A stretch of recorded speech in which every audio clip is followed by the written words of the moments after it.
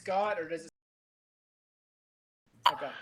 We are now being recorded live. Just want to let y'all know. But Hi.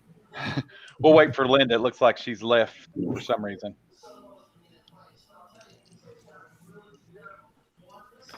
I went back and rewatched the YouTube the link or the video last time. Just kind of it had some of our just chit chat and conversations in the beginning. So I saw that. I heard that. Whatever. I'm going to text Linda and let her know. She may not know she's.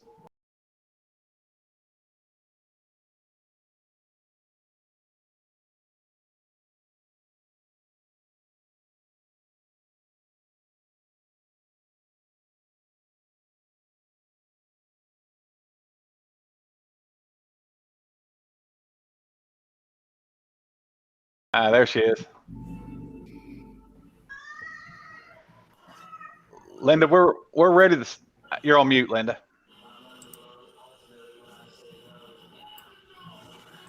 Okay. There you go. We're ready to start. Oh, no problem. We're ready to start whenever you all are. Okay. Pursuant to the meeting protocols for novel coronavirus COVID-19 as issued by the Governor's Executive Order 2020-215, declaring a state of emergency throughout Kentucky pursuant to his power under the Kentucky Constitution and KRS Chapter 39A regarding the threats to public health presented by COVID-19 pandemic of March 6, 2020, the Boyd County Board of Education adopted a resolution on March 24, 2020, with regard to meetings held on and after the adoption of the resolution and subject to limited exceptions as described. During the present state of emergency, it is not feasible under KRS 61.840 to precisely identify and provide a primary physical location for a video teleconference at which the public may attend and view. The Boyd County Board of Education shall conduct its meetings in conformity with the procedures set forth in KRS 61.826 for video teleconferencing meetings. Therefore, the meeting will be held by video teleconferencing. It may be viewed to the public at our YouTube channel, or you can go to our website and click on the link there.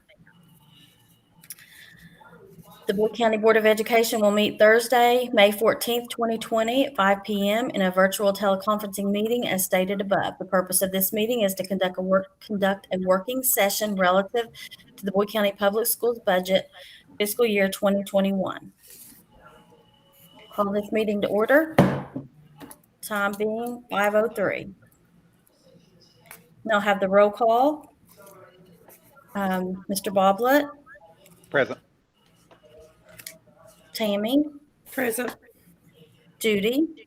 Here. Randy. Here. Mindy. Present. And Scott's here too, right? Yes. Okay. We'll now have the pledge to the flag.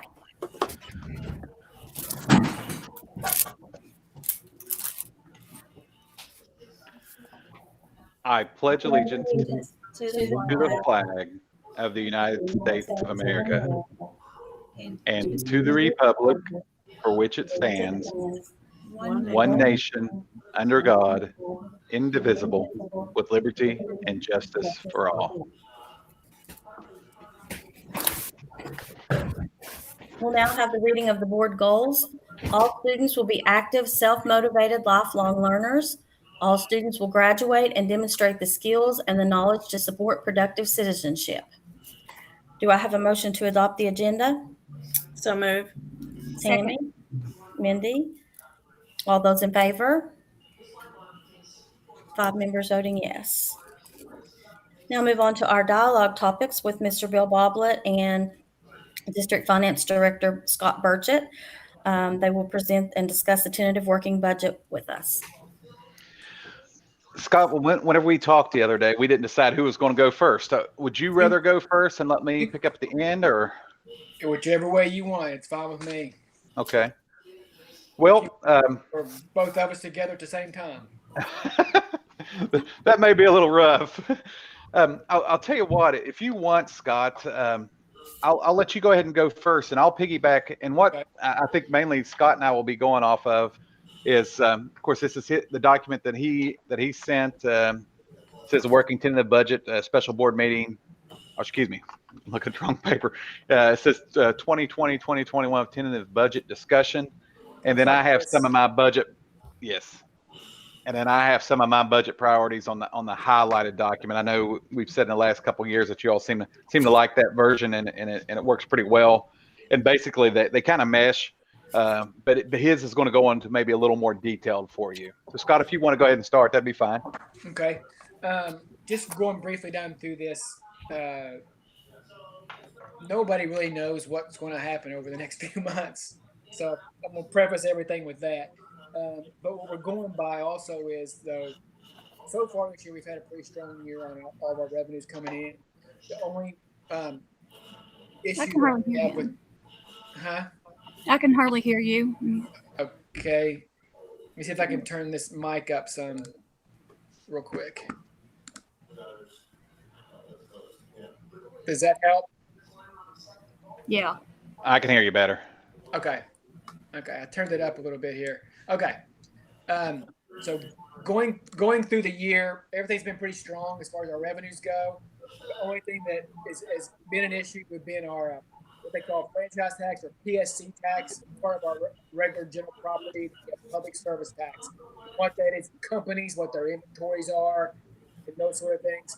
They're lagging behind where we were last year. So when I talked to the sheriff's office, it's mainly stemming from the Department of Revenue at the state level and not locally. So it's behind some, but what we've been able to do is what we're over in other areas, it's kind of counterbalanced it. So we're going overall, our revenues are strong. So we're going to finish the year good, projecting right around 3.8 million, which is great. Depends on how we end up finalizing everything after all expenses are paid. After all the revenues come in, we'll have some more Scott, revenue. just a moment. For some reason, you seem to be like cutting in and out, and there's some background noise. I'm not sure who. I hear TV or something. There's nothing here where I am, so. Okay, it's like you're cutting in and out. Is anybody else having that problem? Yeah. Just faintly. I'm gonna try to turn mine up some more. It is cutting out a little bit. I do hear some, sounds like music or television in the background or something. Not here. Yeah, I don't know who it's coming from. I'll try to talk really slow. Seriously, that may help and right into wherever your microphone might be. Okay. I think sometimes when you move, it kind of pulls away. That's why you get one of these cool headsets. That's what I need to get. Anyway, going forward throughout this year, I said 3.8 million is what we're hoping to end the year with. Maybe more, maybe a little less, but should be right around 3.8 or so. I'm hoping it's more because it was at the end of last year. To talk to you about personnel and step and movement and raises that we've got on here, that's the big ticket item that's on here. And the reason why I try to break it down a little bit to underneath, if you can I'm going to hold this up towards the bottom of the front page, what I sent you. On that is where I kind of break it down for you. We're going to have step and movement no matter what we do for certified and classified. Okay. The certified part is $170,000 for step and movement, doing nothing. Classified is $58,000, doing nothing. So we're going to have that expense anyway. Okay. So then the thought was, in the last few years, I believe we've done a 1% raise, at least the last couple of years or so. The thought was to keep that going, at least showing a 1% raise while, we can afford it. So that's not a big deal. But it's going forward, what do we keep doing?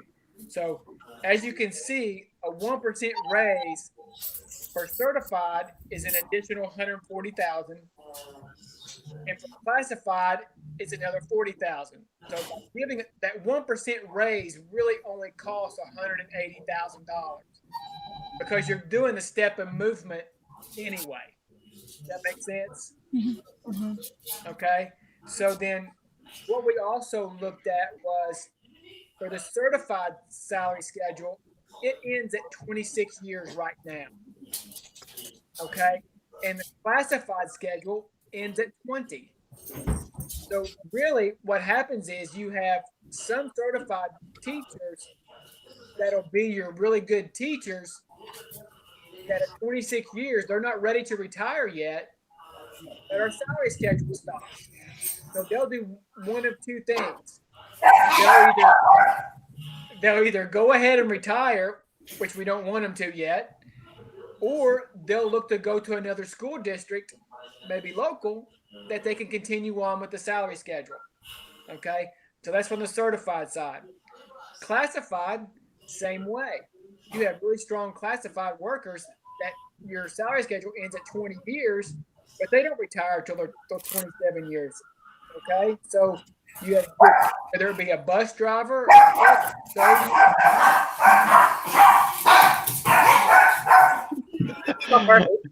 got a wrestling match going on there. Oh my gosh. My little puppy's in the other room, so we're trying to keep her in the other room too. I know.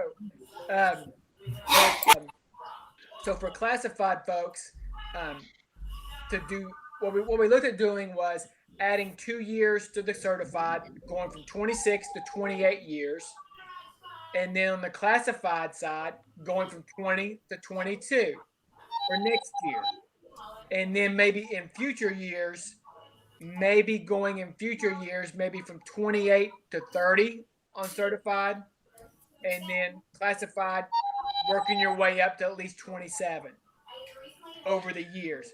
But we didn't want to do it all at one time. Scott, if you wouldn't care, let me interject here.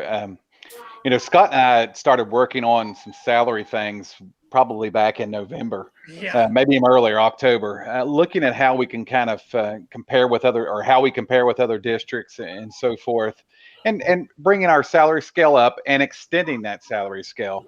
As he said, 26 years for certified and 20 for classified.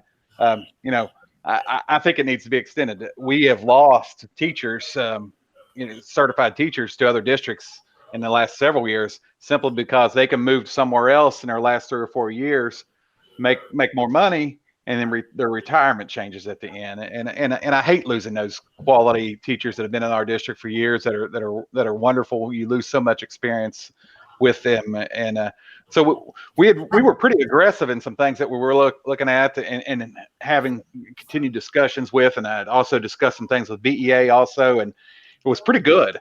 And then it kind of slows down. Then as we pick back up, we were looking in early March, even discussed it in early March, and then of course COVID-19 hit, and so we've had to back off of that kind of that aggressive salary schedule and some things that we were looking at, and we felt like possibly that this would work best, for our teachers and for our certified and classified staff to maybe extend those cells 2 years on each. For certified and classified, and then do the 1%, which is typically what we've done in the past as far as 1%. We've done that over the last several years that I'm aware of. But go ahead and extend that and kind of leave everything else alone for this year, and we'll see how next year goes and how this coming year, with revenue and so forth. As he said in the beginning, we're pretty solid and moving forward. No one knows what's going to look like, as we continue on, but I think we're pretty solid now. Right. And one other quick thing that I didn't put on here and I forgot to was on the certified scale in the rank 3 beginning teacher salary in year 0 and year 1, the beginning teacher salary for rank 3, we talked about we're going to raise it up to where it's actually higher than, I believe, another school district within our county. Mm-hmm. Did you all decide about like people who have already done that 1 year to get them to that same pay also? Well, yeah, if you have a beginning year teacher that, say, I forget what its starting salary was at 35 something, and if year 1, if they would bump up to that whatever that new salary is, yes. Okay, good. Mm-hmm. Yeah, yes, absolutely. Yes. I'm glad you picked up. I didn't quite understand. It kind of cut out a little bit what you said there. So thank you, Scott. Yeah. Yes, and also then if a teacher is like year 29 right now, they're going to bump up to year 28 on that scale. They don't stay back; they'll bump up to the highest one that you can give them right now. Awesome. That's why for going the 2 extra years for certified, it'll cost us around 35,000, and on the classified side, 32,000.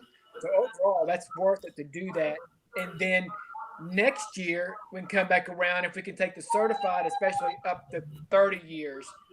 But some teachers like to work that long, don't want to stay if they're especially if they're a really good, solid teacher. You want them there, and we Right. keep moving that up in the classified as well. If we can keep doing that every year, that just helps us get to a point where um, your good employees want to stay.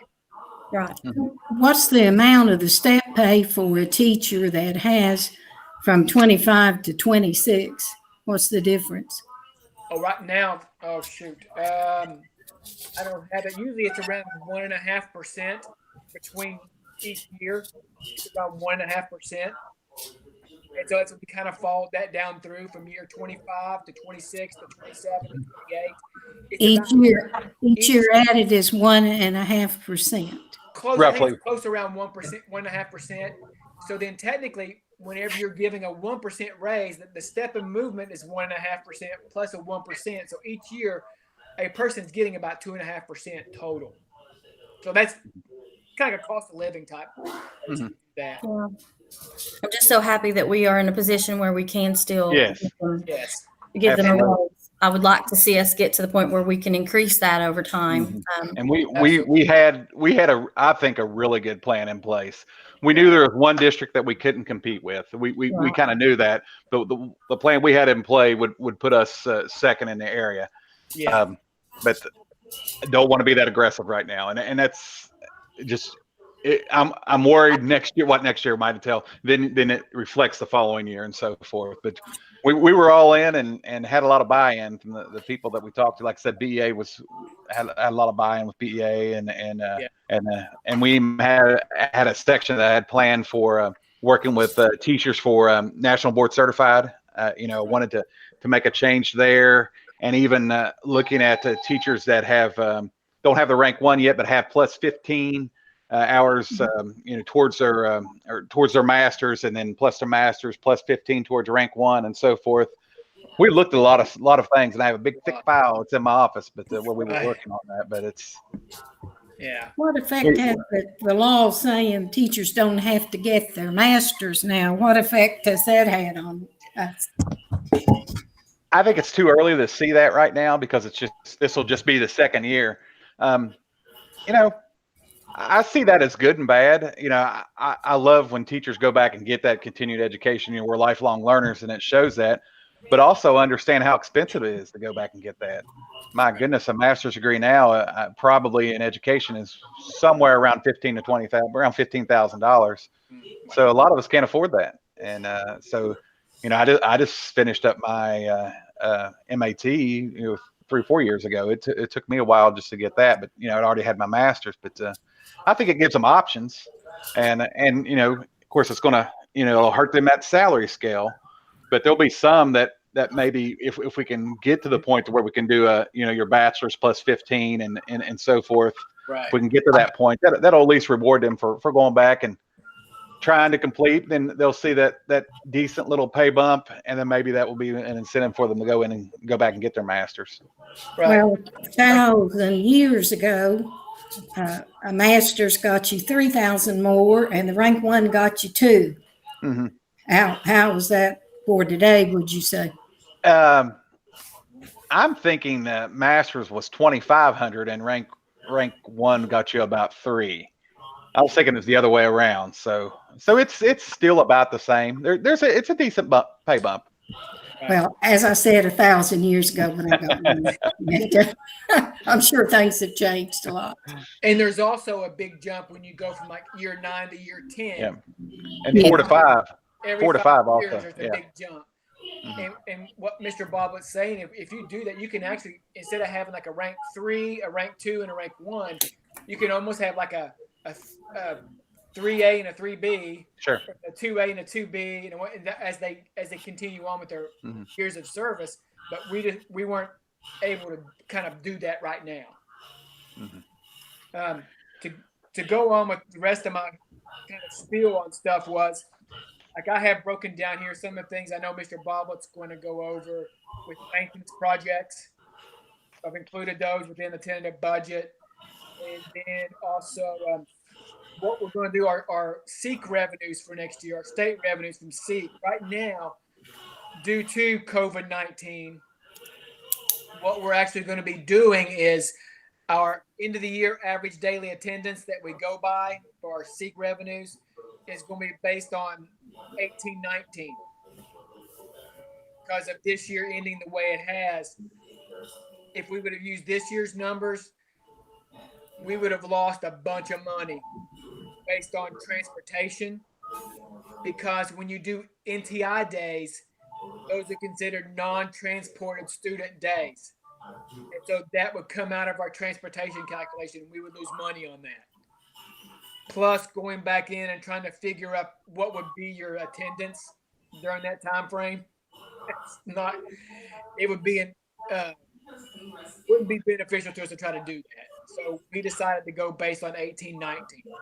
KD has allowed that. They said that we can use 18 or 19 or 19 and 20. I can't imagine why any school district would use 19 or 20. The only ones that would be someone like maybe like a Boone County or somebody like that their growth was astronomical. Oh, because the growth is part of that, yeah. Growth. Other than that, there's no reason. And they said whatever one you choose, you don't get to go back. There's no give backs. So Scott looked at that and kind of calculated some things, and we've 1819 was the best one to use. Right. Superintendent's it's the SAR report. Yeah, and the good news is with that, if we continue, because our enrollment was up, we got growth in January coming forward. So these last 3 months, our state revenues have bumped way up because we had growth. Now, what's going to happen is if we have that growth still showing up in the fall, what was it, October, November, if we have that growth showing up, we will get a bump in our SEEK if there's dollars available. So enrollment stays up, we're going to move forward anyway. So that was good. But other than that, the last thing I have, and then we can kind of talk about, Mr. Bob can kick in on his, is like our contingency. What do we think our contingency will be next year? Well, at the end of this current year right now, in our budget right now, our budgeted contingency is a little over 2.9 million, which is 10.86%. That's excellent. You're only required by the state to have 2%. They like to see you have 5 to 7 is kind of like what they like you to stay around that 5 to 7 for just in case things happen. Well, this is one of those years where things happen. But we're in the percentage at being at almost 11%. Things can happen, and we can still do some of the things like doing a raise and doing those things to help people out on that end, and then coming back around and still have a budgeted contingency right now of putting these things in there. I still having a little over 2.4 million, which is still over 9%. So even if things happen throughout the year where we see something winter, I mean, we may not hit that 2.4, 2 million. We're still in that 7% range. We're still doing good. So being as though we have a solid budget right now, we feel comfortable in doing some things to help our employees out, but then see what the state has during the middle of the year. So the state requires to maintain a 2%. Well, minimum. The minimum is 2. The state that there was either an executive order or I think it was House Bill, was it 352, the new year budget for this current year? It's a 1-year budget. And with it, and based on due to COVID-19, I believe they're going to allow districts to go below the 2 for this year because of COVID-19. But then that's going to come back around. They're going to require them to come back up above the 2. So we don't want to get that low. No. We don't want to get below 5%. And me personally, I get nervous when we start getting down near 7. But that's just me being very conservative on everything. So Have we been down to the 9.17 before? You've been down into below 5 before years ago. You were down near, I think 2 or 3 or 4% a few years back. Wow. And the district has built its way back up over the years. I mean, it's been probably Mr. Bob, I don't know if he was. It's been 10 plus years ago, probably 10 to 15 years ago. The district was down below 5% anyway.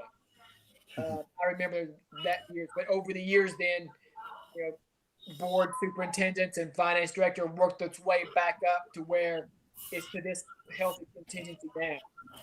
And so it's great now. I mean, it's great. And like I said, I feel very comfortable with where it's at, considering I know that there's districts probably around us or within 50 miles to 100 miles of us that may be struggling.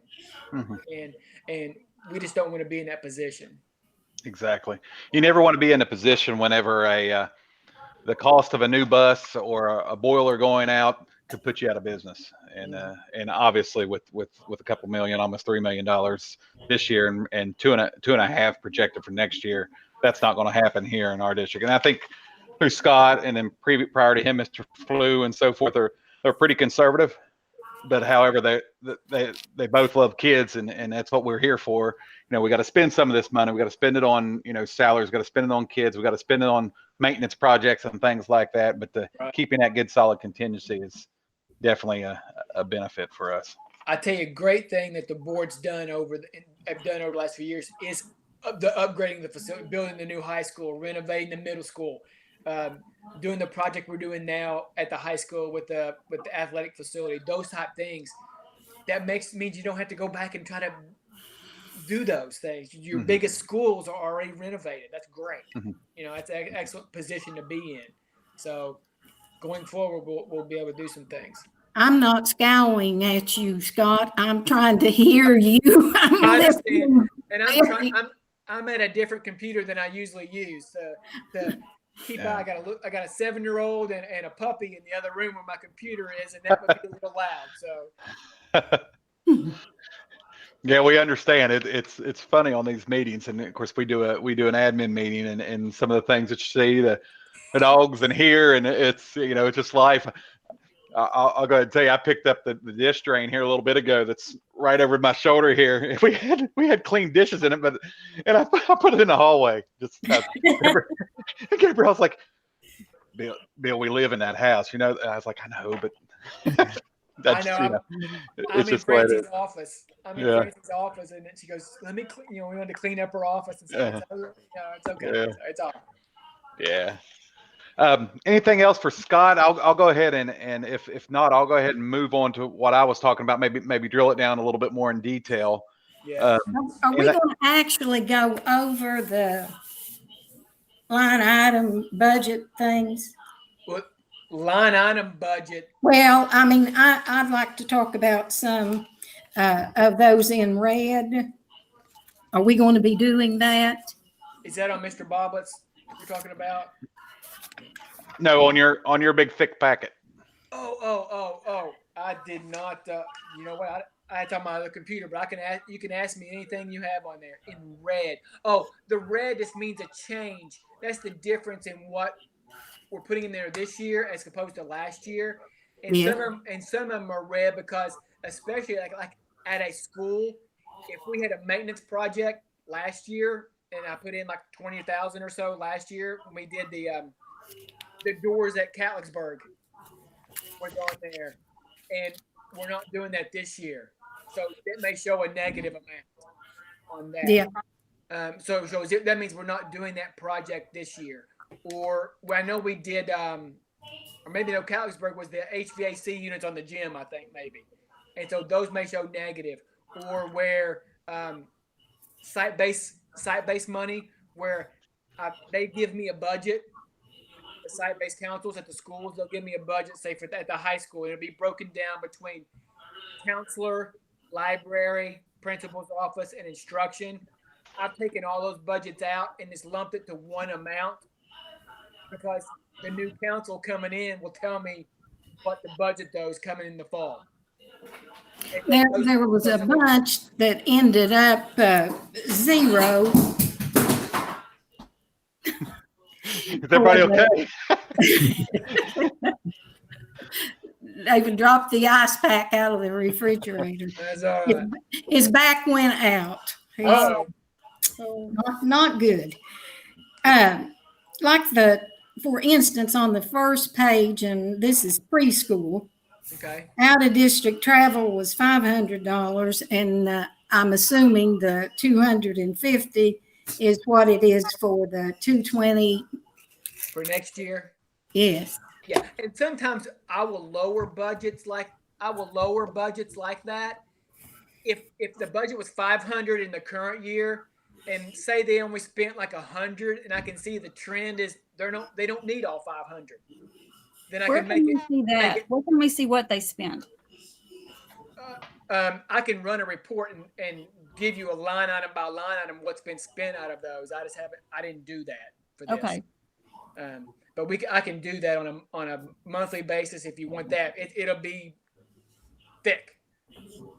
I can see that in the difference. Yeah. The one you have in yellow at the top, and then it ends up in red. Yeah. I can see what the difference is. What about the supplies and technology? That was down, what, $450? Well, that's just I base that on trends of what I see over like last year, this current year, or the year before.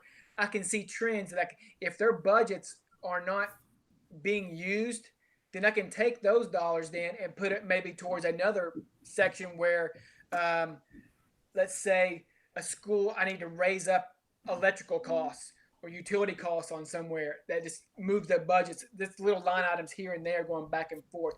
Or if a line item is in the technology, if they're not using supply budget, I may drop it 500, but if they need technology supply, other technologies like a computer, then I'll raise that dollar up. And it's based on talking to the directors, talking to the principals, talking to the like the staff members that are using those budgets.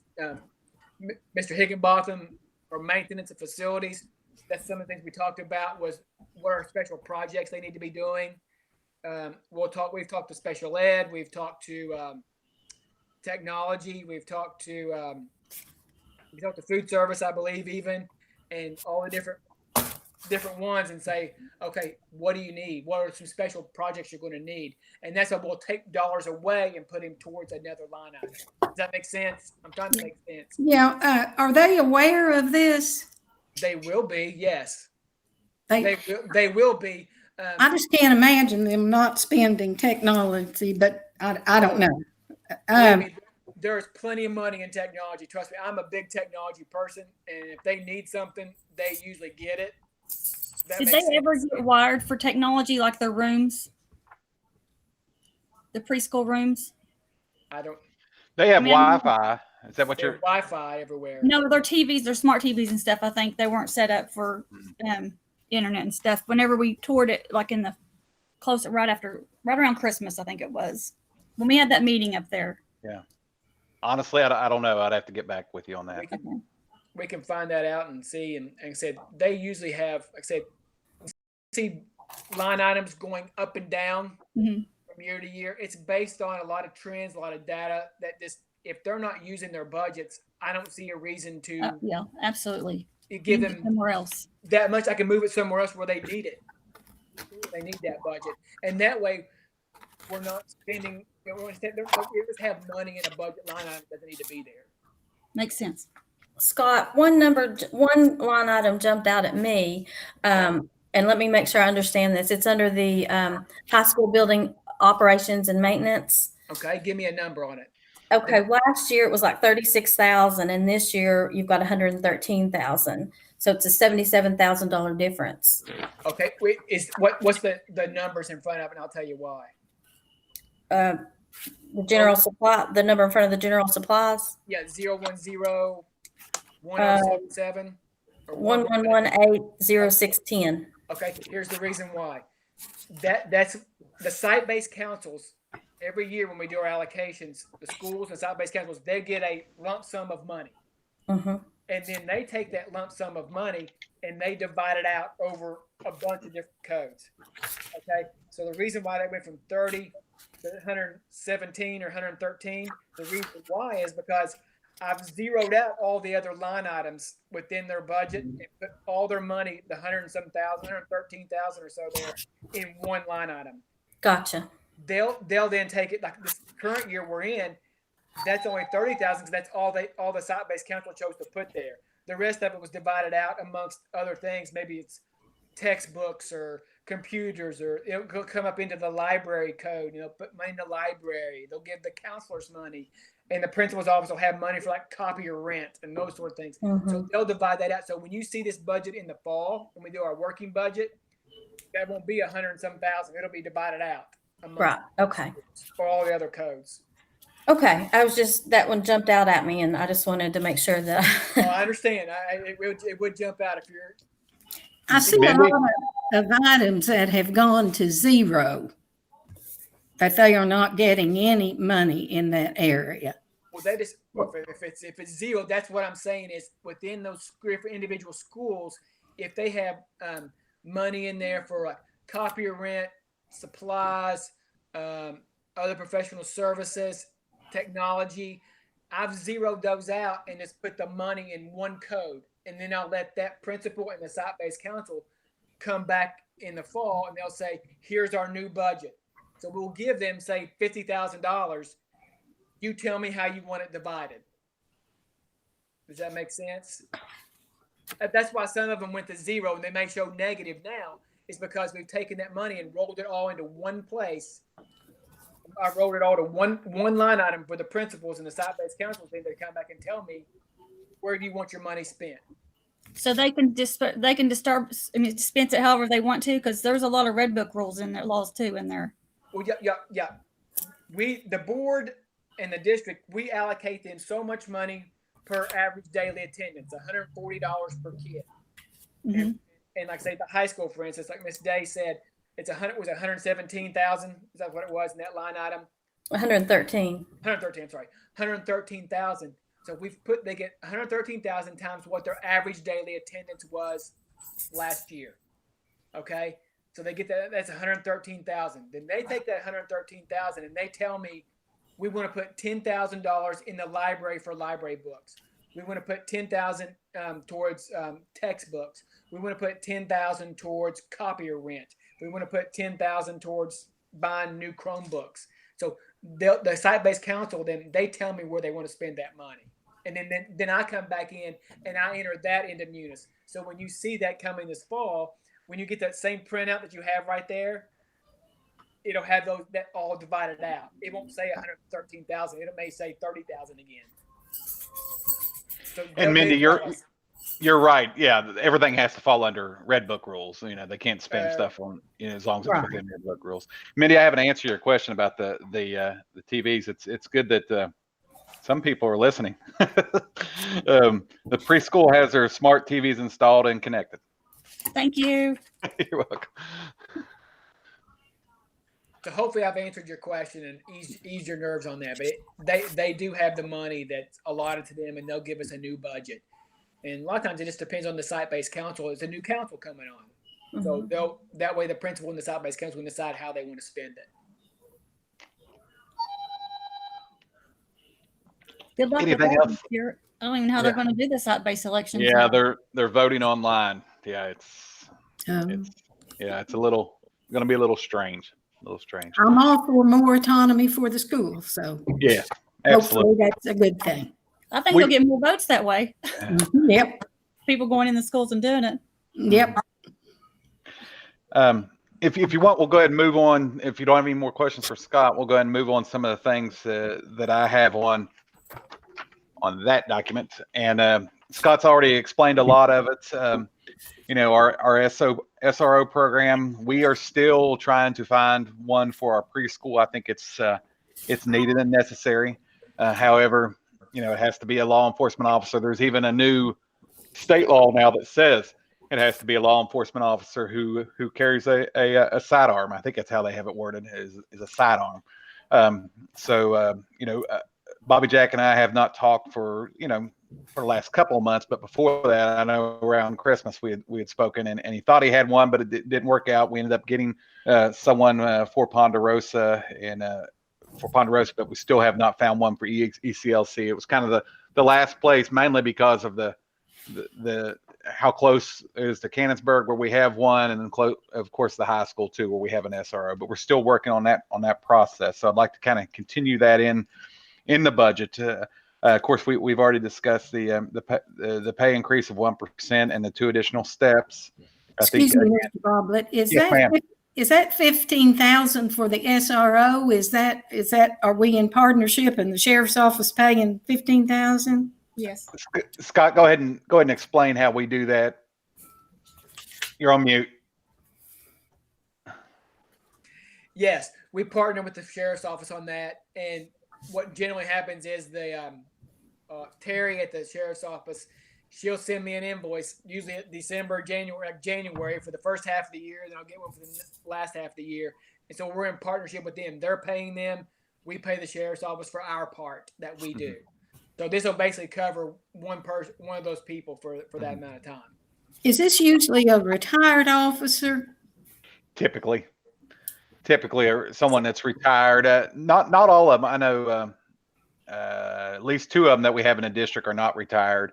They're ones that he assigned to us, but a lot of times it is. He likes to find officers that are a little more senior that can work well with kids, and I think one time he said that don't really want to kick indoors. And I understand that. When you're working with kids. So we've had those in the past. So we're going to continue to work on that and look for that, and I know it's probably not been a big priority right now, and understandable because of what's been going on in our with COVID-19, but it's something that we'll continue to hopefully focus on. Well, that's not a bad salary for a retired person. Yeah, exactly. Reading recovery. We had, if you remember Melanie's meeting when she met with the board, she was one that had the technology issue and actually worked through that technology issue really well. I had originally thought about trying to have 4 teachers that would meet the needs of our district. Again, kind of coming back from a larger type expense to a smaller type expense. I think these reading recovery teachers are needed. You all have seen what Melanie presented. It's a research-based program, and we partner with UK. UK right now pays for the most, pretty much in the entirety of Mel's salary. She has to do training, and she's required to go out to other schools and do training and so forth. But she's also still working at Summit. What we'd like to do is hire 2, and we'll split. We haven't come up with exactly how we're going to do it. If we're going to split between schools, target our 2 highest need schools, but we have kids that we know that are youngsters in 1st, 2nd, 3rd grade that can't read, and we all know what kind of impact that's going to have in their life as they move forward. So I think this is something that we can start out relatively slow right now, because again, we don't know what the budget's going to look like after next year, and make sure that it works well. These will be district positions. That way they're not assigned to a council, or not assigned to it, but the council doesn't have the hiring. We will do job descriptions, and I'll come, I don't know, it won't be May, but probably the June board meeting when we come up with a new description. She sent me, Melody sent me a lot of information on this, on how to word the job description, because there's going to be training involved with them too. We'll probably look at maybe, Scott, I can't remember, was it 5? We talked about some extended days for them, but I can't remember if it was 5 days. I'd have to go back in my notes.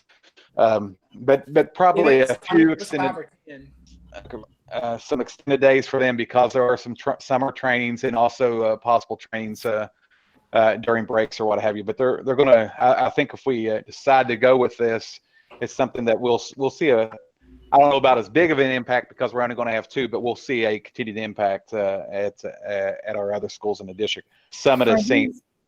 Are these teachers that are already employed with us? Not necessarily. The jobs will be posted, so they'll be able to apply. It could be somebody that's already employed with us. It could be someone else. Whatever we think as far whenever we go to hire.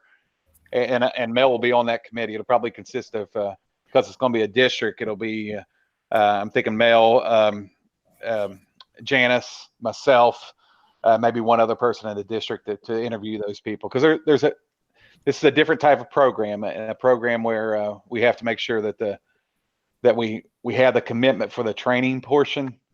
That it could involve going to UK, it could involve going to other school districts to pick up on that training. Although we are a site place for that, it could be that teacher's not in the classroom they'll have a classroom, but they might not see their kids that day because they have to do this training. We have plans for the wall that's going to go up in the classroom so they can do the one-way mirror type thing that you see, so they can kind of model and see how the reading program goes for the teacher that's being trained. But I guess to answer your question, Dr. Nichols, it may or may not be. Are they required to have a reading specialist? I would have to look at that. I'm not for sure if they're required. I know they do want elementary certified teachers. I know that, but I'm not for sure if it's a requirement to have a reading specialist certification. Kind of makes sense. That they would, but I don't know right offhand. I wouldn't want to tell you the wrong thing. Any questions on that? So let's say that we hire these 2 teachers and we have to go back to the NTI type thing. Would they have a plan? I mean, that would be tough, I would think. It would be very tough, I think, and that's something that Melody and I would have to discuss. We don't know what's going to happen, Right. and honestly, because Melody had that rapport with her students, I'm sure she had a plan in place. Depending on how well the child is versed in technology, the family has, their technology issues. I'm sure that will have a lot to do with it. If we have to they would need it even more then, I think, kids like that are the ones that truly struggle over these last 2 months. I can't imagine. We all know there's going to be gaps, but whenever you're already struggling to read and you miss 2 months of school. Yes. I think they need to focus on more of I know kids can't communicate with, like technology like this, but try to do it at least once a week for sure. The teacher and the children sit down at a time and do it, because I think that's just, have been distracted back and they don't have a structure that, sure. I don't know how they're going to do it, whatever the plan happens again. Yeah, that's a blueprint for back to school. This is just a 25-page document. I've got a 300-page book that's coming, and it's interesting that this is kind of a takeoff on the book for COVID-19, but there was a book already published. I think it was last year. Wow. Kind of about how to start schools up and so forth. So we're looking at something like that, and I have some pretty good plans. Nothing real solid right now because I've been focusing on graduation and with Mr. Holbrook and doing some of those things, focusing on this school year. Then we'll move on to next school year. But yeah, you're right, Mindy. Yeah. I've had some messages on my Facebook page, people asking me about plans to reopen school. And I assured them as soon as we knew they would know. So. And please tell them there will not be plans next week. There will be plans probably. Yeah. I've told people we're trying to finish this year. Yeah. I look for something, June, July, we're not, because things change so much, we're looking at the possibility of 3 different calendars. I had a discussion with a teacher today, the possibility of an alternative schedule, not necessarily having a break already planned, but give days off throughout. I mean, there's all kinds of different things out there. But yeah, I know people want to know right now, but I'll tell you right now, they're not going to know right now. No. Whoever's listening right now, please don't expect that out of us, because it's not just Wood County, it's nationwide. Yeah. If I told you what we're going to do right now, I probably wouldn't be telling you the truth. I'm just shooting in the dark on that. So we're going to continue to work through it during the summer, and people will have to be patient, and flexibility will be the key as we start back. Definitely flexibility. My son works for Berea, and he was, of course, he works from home right now. Mm-hmm. And they were the first. Yes. To send their kids home and whatever. And he said they were hoping to know by July 1st what they planned to do this fall, they weren't even sure they were going to bring kids back on campus this fall. Sure. So, Sure. I mean, it's Oh, yeah. such an iffy thing for everybody. Absolutely. But Absolutely. how did you arrive at this $60,000 for the salary? Scott and I discussed this, and we made the assumption that it's probably going to be someone with more experience. We also kind of included some of the benefits and the extended days too. So somebody more than likely on the upper end of the salary schedule.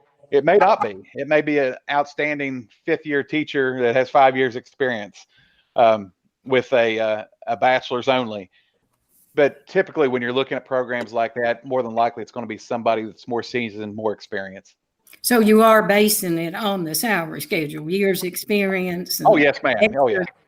Extra days and that kind of thing. Oh yeah. Everything's based upon our salary schedule. Okay.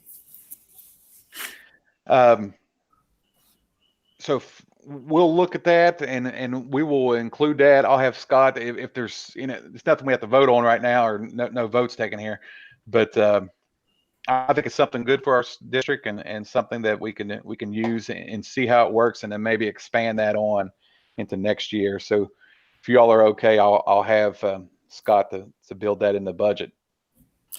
Are they going to be housed at the district office?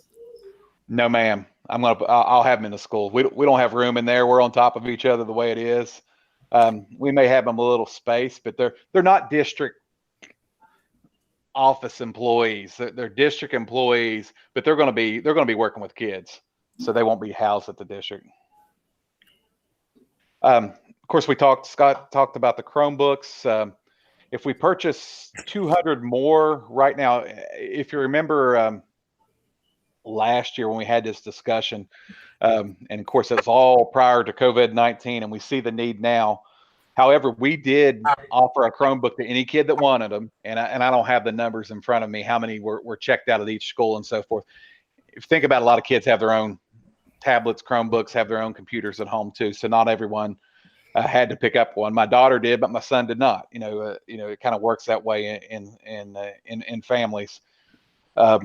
But what I want to do with these is assign them to juniors and seniors. And I say these, it could be a separate. We were talking the other day. Maybe we assign the two or 3-year-old ones to juniors and seniors, and keep the newer ones in the high school if they don't need to go out for technology reasons due to COVID-19.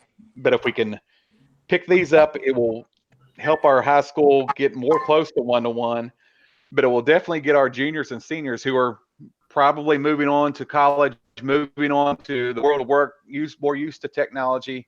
I think that will help them in the long run. The cost, we're still looking at the cost as far as whether or not we're going to go with the purchase or lease option.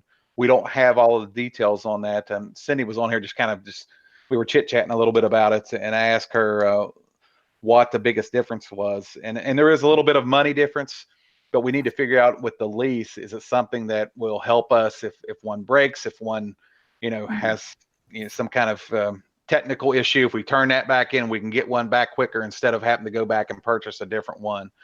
So we're still, considering those options. We're still new. If you've read much about Chromebooks, and I read an article the other day, they were talking about how, before March, 1st of March, you say they were anywhere between $175 and $200. Now they don't envision a Chromebook being less than about $250. The market is going crazy on these things. They're still not expensive as a regular laptop or what have you, but the price continues to go up because of the need. It's supply and demand, and right now there's not a whole lot of supply, but there's a big demand. I think that demand lessens as we go into the summer, and we were able to get a cost with these. So, do most districts use Chromebooks? I don't know if most districts do. I think a lot do. I know Lawrence County does, Russell does, we do, and it's mainly because of the cost. I know they're cheaper, but he also said they have a very short lifespan, and you can't about 5 years. Yeah, and you can't upgrade or do things like that. So basically, they're just garbage after that amount of time. So pretty much. Just wondering if it might be, But if you think about if you're going to buy my laptop here, I think cost about $1,000. So I can buy 5 Chromebooks. So I could go 25 years roughly for the cost that I paid for this laptop. So it's Well, and honestly, a cheap laptop only lasts you a year or two anyway. So that's probably true. Yeah. So with the lease option, the 200 Chromebooks for 3 years, then we would turn those back in and get 200 more. Is that how that works? It's $18,000 for each year for 3 Each years. year for 3 Yes, years. ma'am. And then 3 years. We can turn them back in, and we can pay $1 to buy out that lease per Chromebook, and then we get to keep the Chromebooks. Okay. So 1836, 8, 16, 20, 42,000. Is that right, Scott? No. The total is around 53. 53 if we buy them. 53 if you buy them outright, 18,000 a year. But then at the end, there's 2 different kinds of leases. One was like a fair market value lease, and one was like a dollar buyout lease. The dollar buyout lease costs around 18. It's a little bit more, but at the end, you can buy them for $1. And So during that 3 years, anything goes wrong, they will replace or do. it's like an accidental repairs and different things like that with built in with it, and it comes with like a case. So kid drops it. It's kind of like a protective case too, I think, as well. Outer box, so to speak. Yeah, it's part of all that. So That almost sounds like a better option. Yeah. You know, that's what we're really leaning to. We still haven't got all the details. I know Cindy's been working hard working with that rep, but there's still a kind of not a communication gap, but there's still some timing with everything. So that's why we're not 100% sure which way we want to go. But to me, the lease option it's a little bit more, but you have a little more security. You know, it's like paying the money that you pay. I forget what they call it now. Damage protection on your cell phone, so to speak. If you break it, they'll give you another one instead of having to buy a $600 phone, so to speak. Yeah. How close are we as a district to have one per one kid a tablet? I mean, I know middle school was getting close to it. Yeah. Years ago. If I'm correct, the high school is getting closer. The middle school, Catlettsburg and Summit are very close. Cannonsburg and Ponderosa still have a little way to go, and the high school is getting closer, especially if we purchase this. I think it's, if I'm not mistaken, and I could be wrong, I hope I'm not just throwing this number out. Whenever we were getting the Chromebooks out to the kids in March, I'm thinking the high school at the time had maybe 600. So we were a little worried if more than 600 kids needed one. Of course, it wasn't even close to that we may have to take them another school or something like that. But it's, so with these additional 200, you're looking at, 800. So you're pretty close, when you're looking at around 900 and some students. So very close. Well, the place that if we would lease them, would they supply carts, or would we have to buy the carts for them if we want to put them on a cart? I do not believe this has the cart, because we're putting these Chromebooks or a Chromebook into the hands of kids, not have them in the take it like a home. Yeah, it'll be the charger and everything. They just take it home with them like a textbook. yeah, I would love to see. How much it would be to do all kids, but I know that it's going to be a process for that. Sure. And as we continue to work forward, if some of these dollars come in, we may look at that. And I think I even said that earlier whenever we was having a little quick discussion. There may be a need to buy more, and we have a group. We have a section. I say a section. We have a group of Chromebooks that are towards the end of their life. We know that, and I can't remember. I'm thinking Cindy said 1 year. We still have 1 year left on them, or 2 years. Yeah, there's some next year and some the year after. That's what it is. There's like a big group of like a few hundred at the end of next year, and another few hundred the year after that. Kind of cycle out, so to speak. Yeah. Maybe each year we can buy more and more, hopefully. Yeah, and exactly. build up to it.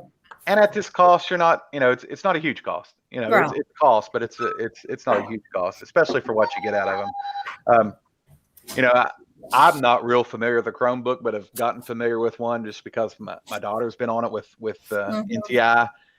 Pretty neat thing. I mean, pretty neat thing. You have to use Google, you have to use Chrome, you have to use those type of platforms, but it works pretty good. And that's what we are using in our district for the most part, is that Google platform, Google Class, or not Google, it's Google Slides. It's that Google format the name's left me, but anyways, it seems to be working pretty well. Simple to use for the most part. And again, somebody loses it, somebody does something wrong with it, you're out anywhere between $200 and $225, not $1,000. Right. A little easier to pill to swallow.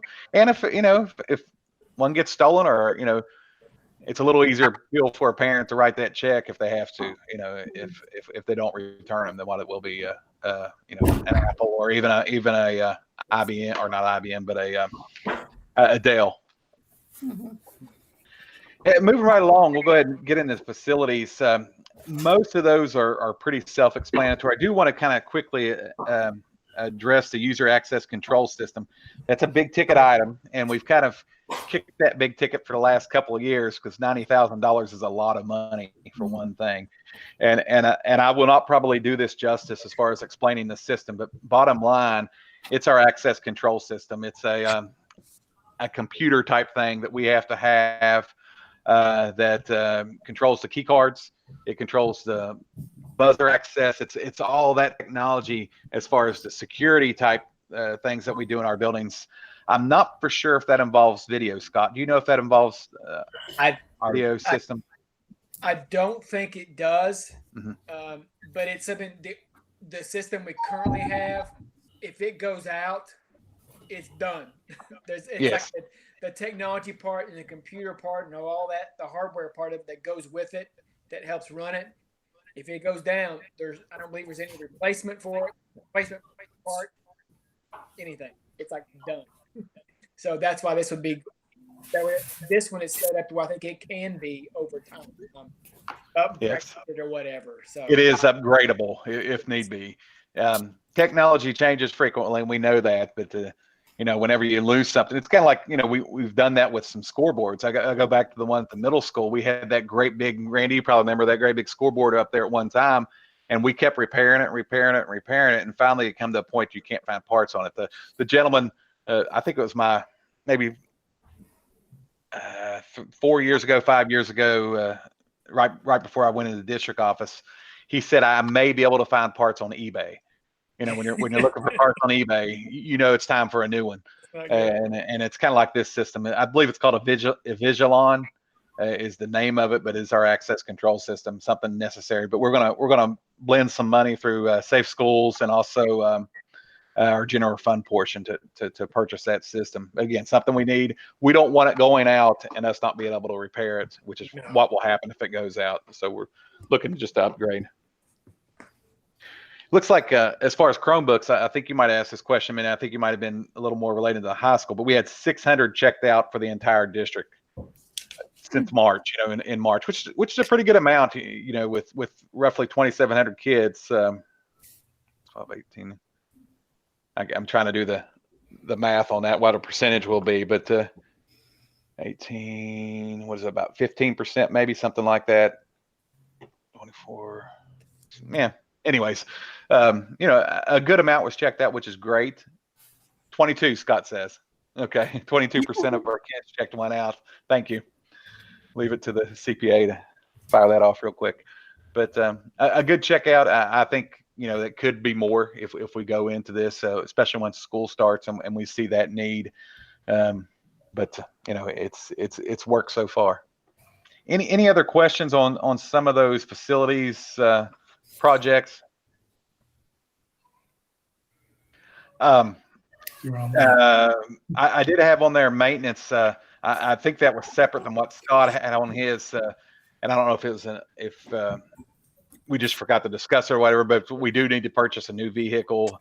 We need a separate vehicle, not new. It's going to be used for our grass cutting crew. Right now we have, I think it's 3, maybe 4 guys who are kind of grass cutters, and they all have to fit into one truck, and so they all have to be at the same place. Because it takes the cart or the trailer and so forth to get that machine, or to get the tractors and so forth different places. This way they can split up. One can be working here and one can be going somewhere else. As things, it'll allow our grass cutting to be a lot more efficient, and hopefully be able to maintain it. They do a great job of maintaining it right now, but this will help out a little bit more. So that's kind of the other big ticket item on our I have facility. a question. Yes, ma'am. As far as like under the maintenance, I know I see where at the Boyd County High School you have pressure clean, the bus canopy and repair, the bus canopy. So that's the outside of the building. Do they do general maintenance on the inside, like paint and touch up and all that? Is that just a given? Yes, ma'am. That's summer type projects that they do, and they, as a need, if a need arises during the school year, they will. But it's a little tough to paint sometimes during the school year. But right now, I've noticed some places in in the new high school that already need to be painted, touched up and stuff. Yeah, they get on those typically in the summer. They've already waxed and stripped floors in different buildings. I don't know where they are on each building, but they started that back in, I think, in April or no. May. Once the governor determined that we weren't coming back to school, they started working on some of those projects, which typically they have to wait until June to do before teachers leave. So they're up on a lot of those projects, which is nice. Well, and are they keeping the gum off the porch of the school? I think they try their best. They're chewing gum. Yeah, I think they try their best. That is one of the most embarrassing things when you walk into school and right there. Yes, ma'am. The old high school was covered with it. Mm-hmm. And I don't think anybody made any attempt to ever remove the chewing gum. Yeah. I know they got it prettied up real nice in the front right now. They've been pressure washing it. Well, good. Yeah. With graduation coming, it looks real good. It really does. They've painted the columns. It's amazing that you're talking about, like that bus overhang or the that area. It's, the high school's really only been open, I guess this is year 6. And we're already starting to do some maintenance things like that on it. It's just necessary, and it's used so much, and but it's needed. But that gum, you're right. I see it all the time, especially in the bus area, because that's where all the kids congregate. And what happened to the paving of the parking lot? I thought we were doing that this year. We had talked about that, but again, I do have ponderosas on there, but I want to hold back. I think we can get by another year. Things may come up. I know we had talked to Judge Cheney about working with him. I don't know if they ever purchased that paver that they were going to get. I see Davey in the background. Yeah, there you go. So Davey, we were waiting for you. So we were waiting for you in order to pave some of our things. But he had Judge and I think Davey too had talked about that, trying to work with them to get a better deal on paving and do some of those things. But those are going to be somewhat in the back burner right now. We do have to work on ponderosas. It's awful as you come around the curve there where the buses make that hard turn. They constantly dig that asphalt out. So we have that in the budget to repair that. But I think some of the other paving projects will do repair as necessary. But I think big ticket items we're going to hold off. The gym at Summit Elementary, will that be done before school starts in the fall? I'm sorry, I didn't hear what you said in the beginning. The gym at Summit Elementary, the lines and stuff, will that be done before the school starts in the fall? We hope so. I'm not sure where Bob has it on his list, but I'll talk to him about it. I want to think one of the people were asking me about the striping just the other day. So they may have already started into some of that. That's correct. And I remember that from somewhere. Striping and Summit, I think, but hope it was the same place.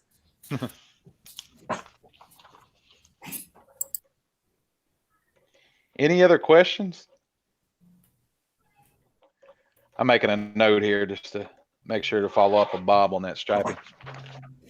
Yeah, that floor, I think that's the second new floor we had to put in there or something like that. We got that free floor, but it didn't work right. And it was kind of, I think, wavy or something like that. So they had to put down another floor, and it's been a hassle. One last question. Your son okay from his doctor's appointment? Yes, it was just a physical.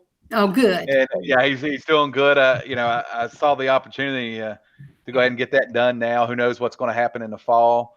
But his doctors leave. They're all, he goes to Tri-State Peds, our kids do, and they're part of Bellefonte, and they're leaving, and we're so sad about that. We really are. We've been there for 16 years.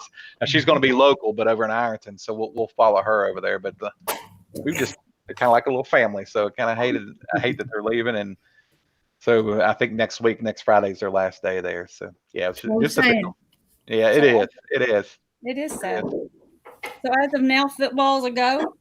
Or you don't Oh, we don't know. We don't know. You soccer, know, football? who knows? Yeah, sports, fall sports, and no one knows right now. I think everybody wants it to happen, but we also want to be safe. We want to be able to do things. I was on a call, not a call, but a meeting with Julian Tackett the other day. It was for KASA members, and obviously we all want to be able to begin and start and so forth, but he's going to continue to look at things and see, as far as safety and how schools open up and so forth. I think he said, and he can't quote me on this, if it happens, it'll be different. There could be no fans, it could be some sports, everything's on the table. Some sports might be able to do it. You think of non-contact sports like cross country, golf, archery. Got it. Yeah, but I was thinking archery. Especially a lot of outdoor type sports that are non-contact, golf and cross country immediately come to mind on those things. You're running away from people. You're not running towards people. Whenever you're in cross country, as long as it's not a huge meet where you have everybody jammed up at the starting point at the same time. But even in a larger meet, you can stagger your start times and so forth. So that it's also up in the air right now. Again, kind of like the start of school, how school's going to look next year. We don't know. We don't know. But I do know sports is important to people, just like school is. It's important, and it's important to kids, important to parents, and I know it's important to our coaches, being around their kids. I know Peyton's coach has been great. He communicates with the kids every day, and it's really good. They have a big impact on kids' lives. Coaches do, band directors, any of those extracurricular activities. We all know that for some kids, that's what brings them to school. That's what gets them there every morning.